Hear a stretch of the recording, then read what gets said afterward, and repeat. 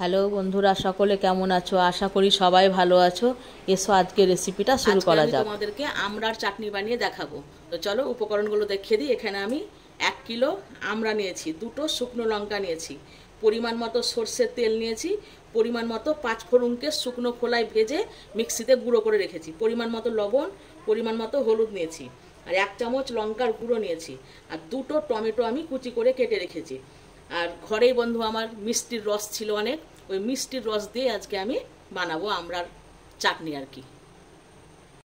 আমি প্রেসার কুকারে অল্প করে জল দিয়েছি। এই দেখো, খুব একটা বেশি জল দেব না, কারণ জল যদি বেশি দিই তখন পরে রান্না করতে অনেক সময় লেগে যাবে, কারণ আমি আঁঠিগুলোকে ফেলে দেবো ধরো। এবারে জলের মধ্যে আমি আমড়াগুলোকে সেদ্ধ করতে দিচ্ছি। এই দেখো, প্রেসার থেকে আমড়াগুলোকে আমি বাটিতে তুলে ঠান্ডা করে নিয়েছি। একটুও জল নাই, দেখো জলটা আমার ঠিকঠাক হয়েছিল।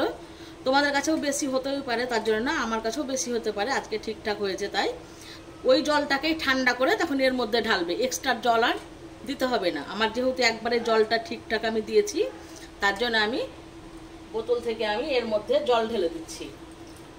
অল্প করে জলটা দেব, খুব একটা বেশি দেব না। দিয়ে হাত দিয়ে আমি এই আমড়ার মাড়িগুলোকে আমি সব নিয়ে নেব, আর আঁঠিগুলোকে আমি ফেলে দেব। এরকম করে সমস্ত আঁঠি আমি ফেলে দেব। এ দেখো, আমি আঁঠি আলাদা করে নিয়েছি আর আমড়ার জেলিগুলোকে আলাদা করে নিয়েছি। এ দেখো, এইটাকে আমি রান্না করব, আর আঁঠিগুলোকে ফেলে দিব। এইটাতে বেকার খরচ করে তো লাভ নাই বন্ধুরা, বেকার চিনি তেল মশলা লাগিয়ে তো লাভ নাই, কারণ এইটা তো আমি খেতে পারবো না, আমাকে একটু চুষে ফেলে দিতে হবে। যে জিনিস ফেলে দিব তার পিছনে খরচা করে আমার লাভ নাই। আর এইটাকে খাবো, তো এইটাকে আমি ভালো করে রান্না করব, আর আঁঠিগুলোকে সমস্ত ফেলে দেব। তো এই দেখো, আলাদা করে নিয়েছি। এবার আমি রান্নাটা করতে থাকছি, তোমরা দেখো। কড়াই বসিয়ে আমি 1 চামচ তেল দিয়েছি। প্রথমে 1 চামচ দেব, পরে আবার তখন দেব। দিয়ে আমি 2টো শুকনো লঙ্কা 4 পিস করে আমি দিয়ে দিলাম।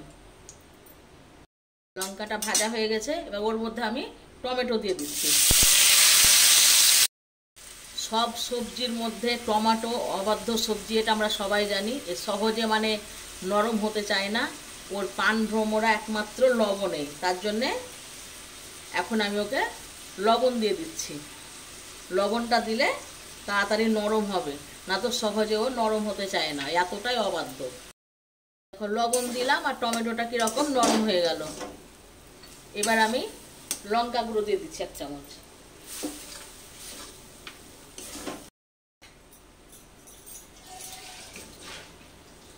এক চামচ হলুদ দিয়ে দিচ্ছি।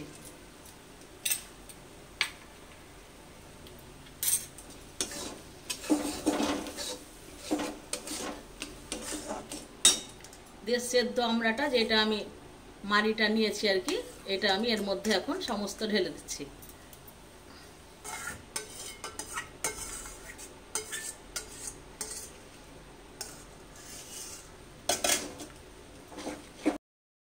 এটাকে 5 মিনিট মতো নাড়াচাড়া করলাম। দিয়ে এবার ওর মধ্যে আমি মিষ্টির রসটা ঢেলে দিচ্ছি।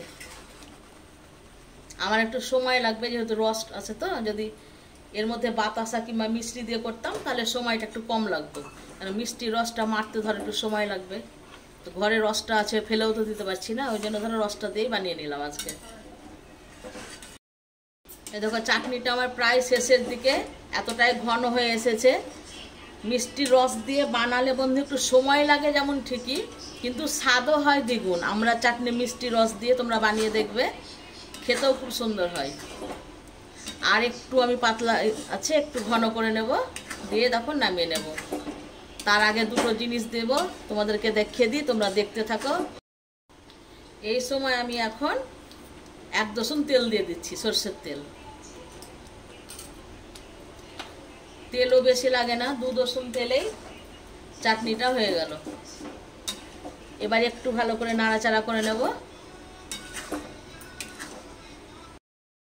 সরষের তেলটা দিয়ে 5 মিনিট মতো আরও আমি রান্না করে নিলাম। এবার আমি গ্যাসটাকে অফ করে দিচ্ছি।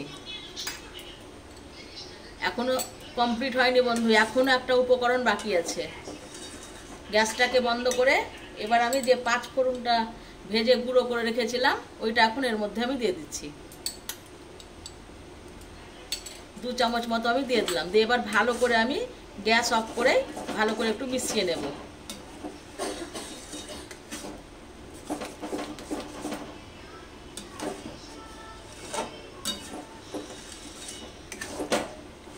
এই দেখো আমরা চাটনি বলো আচার বলো যেটা বলবা সেটাই হবে, অনেক দিনও থাকে এটা। এবার এটাকে ঠান্ডা হবে, দিয়ে তখন আমি অন্য পাত্রে তুলে নেব। তাহলে আজকের মতন বন্ধু বিদায়, আবার আসবো কালকে।